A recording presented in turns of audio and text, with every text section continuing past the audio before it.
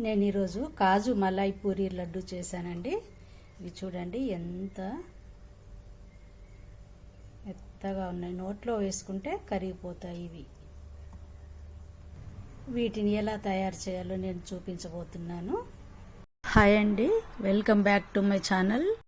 గోధుమ పిండిలో కొంచెము సాల్ట్, కొద్దిగా నీరు వేసి పిండిని గట్టిగా కలుపుకోవాలండి. పూరి క్రిస్పీగా కరకరలాడేలా రావాలంటే పిండిని గట్టిగా ఇలా కలుపుకోవాలి. పిండి ఉండని తీసుకొని కొద్దిగా ఆయిల్ పెట్టాను, ప్లేట్ మీద పెట్టేస్తున్నాను.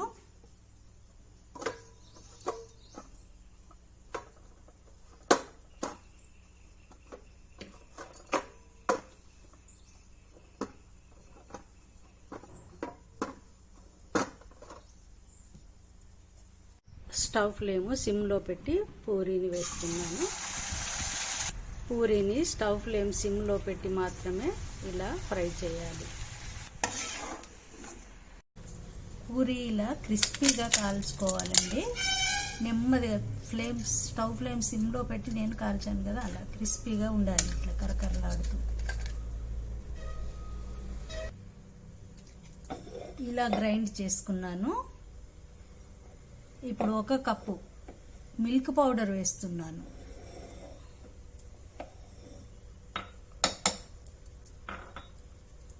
కొద్దిగా ఇలాచీ పౌడర్. ఇలా మెత్తగా గ్రైండ్ చేసుకోవాలండి. మీకు షుగర్ ఎక్కువగా కావాలి, స్వీట్నెస్ ఎక్కువగా కావాలనుకుంటే మిల్క్ పౌడర్ ఎక్కువగా వేసుకోవచ్చు.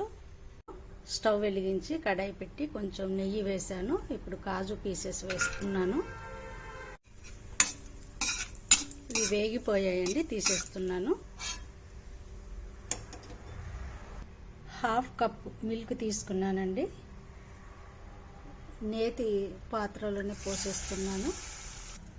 1 స్పూన్ మలాయి వేస్తున్నాను. క్రీమ్, పాల మీద మీగడ ఉంటుంది కదా, అది. ఇలా కలిపేస్తూ కొద్దిగా వీటిని దగ్గరికి వచ్చే వరకు, చిక్కగా అయ్యే వరకు కలుపుకోవాలి. 2 మినిట్స్ తర్వాత నేను స్టవ్ ఆఫ్ చేస్తున్నాను. ఇప్పుడు నేను మరొక 4 స్పూన్స్ మిల్క్ పౌడర్ వేస్తున్నాను.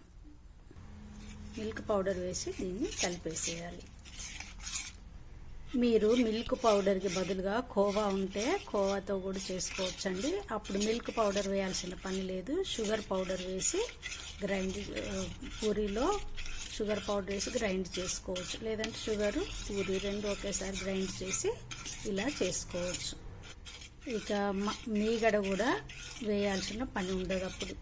ఇప్పుడు దీన్ని బాగా కలిపేశాక గ్రైండ్ చేసుకున్న పూరీ పౌడర్ని వేస్తున్నాను. ఇప్పుడు ఈ మిక్చర్ని బాగా కలిపేసుకోవాలి.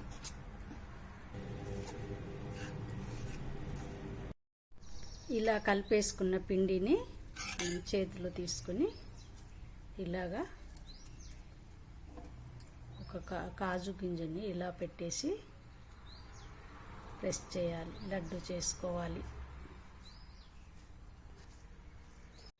చూడండి, ఇలా లడ్డూలు చేసి పెట్టుకున్నాను.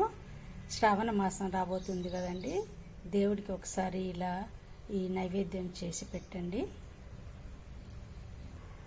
ఇప్పుడు నేను బౌల్లో మిల్క్ పౌడర్ వేస్తున్నానండి. ఒక 2 స్పూన్స్ వేసాను. ఈ లడ్డూలను ఇందులో వేస్తున్నాను.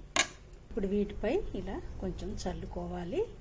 పొడి అంతా వీటికి పట్టేలా ఇలా కొద్దిగా పైకి కిందికి కదిలించాలండి.